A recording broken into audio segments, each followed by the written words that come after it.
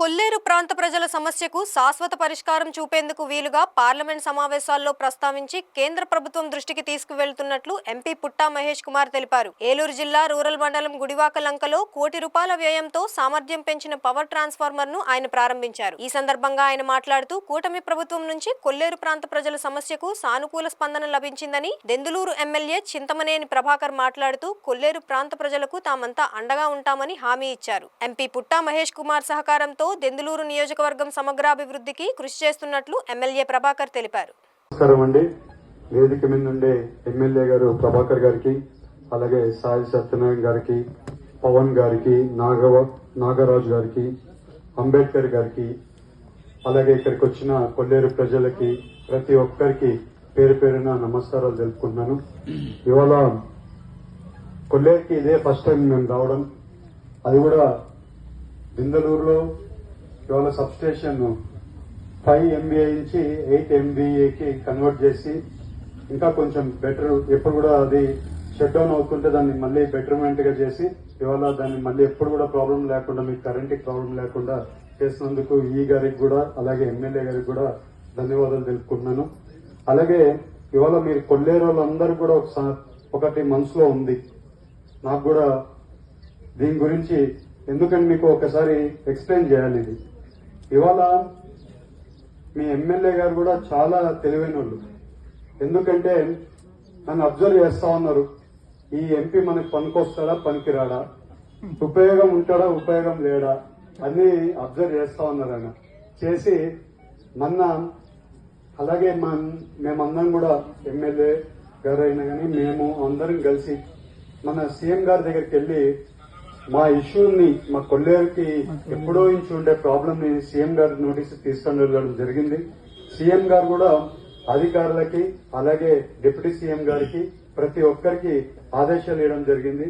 ఈ కొల్లేరు శాశ్వత పరిష్కారం గురించి మీరు వర్కౌట్ చేయమని చెప్పి అధికారులకు చెప్పడం జరిగింది. ఇవాళ కోర్టులో ఎవరో పిటిషన్ వేయడం వల్ల మనకు మళ్ళీ ఈ ప్రాబ్లం రావడం జరిగింది. ఇవాళ మీకు మళ్ళీ ఒక్కసారి ఎక్స్ప్లెయిన్ చేయాలి, కొల్లేరులో జనాలందరూ కూడా ఎక్స్ప్లెయిన్ చేయాల్సిన అవసరం ఉంది మా మీద. ఇవాళ ఈ 5 ఏళ్లలో ఈ కొల్లేరుని కొంచెం పట్టించుకుంది, ఆ కోర్టు ఇష్యూని కొంచెం సాల్వ్ చేసిందంటే ఇవాళకెలా కొలికి వచ్చిండేది. ఇవాళ ఏమైందంటే మళ్ళీ ఇది తిరిగి మళ్ళీ 20 ఏళ్ళు వెనకలకి ఎలా ఉండిందో అలాగే మళ్ళీ వెళ్ళిపోయింది. ఇవాళ ఇది ఒక తాడు ఉందనుకోండి, దానికి చిక్కు ఇరుక్కో ఉందనుకోండి, అది తీయాలంటే చాలా కష్టం, ఎక్కువ లాగొచ్చు తెగిపోతుంది. మన సమస్య కూడా అలాగే ఉంది, చిక్కు పెద్దగా ఉంది, సమస్య పెద్దగా ఉంది, దాన్ని ఎక్కువ లాగితే అది మనకి ప్రాబ్లం అయ్యేట్లుంది. దీని గురించి అంతా కూడా మేము అవగాహన చేసుకుంది. దీన్ని ఒక్కొక్క చిక్కు జాగ్రత్తగా తీసుకుంటూ రావాలి. కొంచెం టైం పడుతుంది.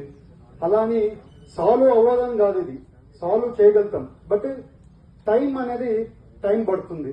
సో మీరందరూ కూడా మాతో పాటు మా నాయకులతో పాటు మీరందరూ సహకరించండి. మీ మనసులో ఏదుందో అది చేయడానికి కంపల్సరీ నేను ఎమ్మెల్యే గారు కంపల్సరీ చేస్తామని మీ అందరికీ తెలుస్తున్నాం. రేపు పార్లమెంట్ ఉంది, పార్లమెంట్ లో కూడా మాట్లాడుతున్నాం ఇదే సబ్జెక్ట్ మీద. కంపల్సరీ ఎక్కడ మా గలం వినిపించాలో అక్కడ అంతా కూడా వినిపిస్తున్నాం. మొన్న కూడా 2 రోజుల వెనకాల కూడా డిప్యూటీ సీఎం గారితో మాట్లాడడం జరిగింది. మీటింగ్ పెడతామన్నారు, ఎమ్మెల్యేలు అందరికీ తెలుసుకుంది. ఆ మీటింగ్ పెట్టమని కూడా డిప్యూటీ సీఎం గారితో పవన్ కళ్యాణ్ గారితో కూడా మాట్లాడడం జరిగింది. కంపల్సరీ మాట్లాడతాము, కొంచెం వరకు విసులుబాటు కల్పించడంలో మేము ప్రయత్నం చేస్తున్నామని కూడా మేము అందరూ చెప్తున్నాం. ఇంకోటి ఏంటంటే ఇక్కడ జనాలు ఇక్కడే పుట్టారు, ఇక్కడే పెరిగారు. వాళ్ళు ఇక్కడ ఆల్మోస్ట్ కొల్లేరు ప్రాంతంలో 3 లక్షల మంది పైనే జనాలు ఉన్నారు. వాళ్ళందరూ కూడా కంపల్సరీ వాళ్ళకి ఏం సమస్య ఉందో గవర్నమెంట్ అనేది కంపల్సరీ జనాలకు ఎలా కావాలో అలా తీర్చాల్సిన గవర్నమెంట్ మీద ఉంది.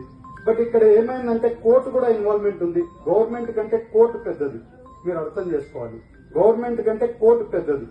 కోర్టు డిసిషన్ అయినప్పుడు ఆ డిసిషన్ లోబడే మన గవర్నమెంట్ కూడా కొన్ని పనులు చేయాల్సి వస్తుంది. సో ఇవాళ 2 విషయాలు ఉన్నాయి దీంట్లో. ఒకటి కోర్టు ఇన్వాల్వ్మెంట్ ఉంది, మన గవర్నమెంట్ కూడా ఉంది. 2018లో మనము అసెంబ్లీలో తీర్మానం చేశాం, దీన్ని సెంట్రల్ కి పంపించి దీన్ని ఇది చేయాలని. దీన్ని చేయడానికి మార్గం ఎందుకుందంటే మహారాష్ట్రలో తగ్గించి కుదించి చేసిన ముందు ఒక హిస్టరీ ఉంది. అదే హిస్టరీ ప్రకారంగా మనం కూడా చేయొచ్చు. గవర్నమెంట్ తరఫున అదొకటి పోవాల్సిన అవసరం ఉంది, కోర్టులో ఫైట్ చేయాల్సిన ఒక అవసరం ఉంది. ఈ రెండు అవసరాలు బట్టి మనం ప్లానింగ్ చేసుకుంది ఒక్కొక్క చిక్కు తీసుకుంటూ వస్తున్నాం. ఇవాళ ఒక చిక్కు తీసి కోర్టులో మళ్ళీ రీపిటిషన్ వేయడానికి మేము అంతా కూడా వర్కౌట్ చేస్తాం. ఆ వర్కౌట్ చేసే వరకు ఆ కోర్టులో అది ఇది లేకుండా కూడా చేస్తామని మేము అందరికీ చెప్తున్నాం. కొంతమంది అధికారులు ఉన్నారు, ఎలా పడితే అలా చేస్తున్నారు అధికారులు. బట్ మనము మన ఇష్ట ప్రకారంగా వాళ్ళతో చేయడానికి లేదు కాబట్టి వాళ్ళకు కూడా కోర్టు ఆర్డర్లు ఉన్నాయి కాబట్టి వాళ్ళు కూడా వాళ్ళ సిస్టమ్స్ ఫాలో అవుతున్నారు. మనం కూడా ఇవాళ మీరు చూస్తే ఇప్పుడు డిఎఫ్ఓ గారు ఒక లెటర్ పంపించారు, ఎవరికి ఈ గారికి లెటర్ పంపించారు. ఈ గారు ఎమ్మెల్యే గారితో మాట్లాడారు, నాతో మాట్లాడారు. నేను చెప్పాను ఎవరు కూడా కరెంటు తీయడానికి ఇది లేదు, ఎన్ని నోటీసులు వచ్చినా ఏది వచ్చినా కూడా కరెంటు మాత్రం తీయడానికి లేదని క్లియర్ గా చెప్పేశారు. ఎమ్మెల్యే గారు కూడా చాలా స్ట్రిక్ట్ గా ఈ గారికి ఇక్కడ కరెంట్ అనేది కత్తిరించేది లేనే లేదు, ఎన్ని ఆర్డర్లు ఇస్తుంది ఇవ్వనివ్వండి, బట్ జనాలకి ఏం కావాలో అదే చేస్తామని కూడా ఎమ్మెల్యే గారు కూడా క్లియర్ గా చెప్పారు.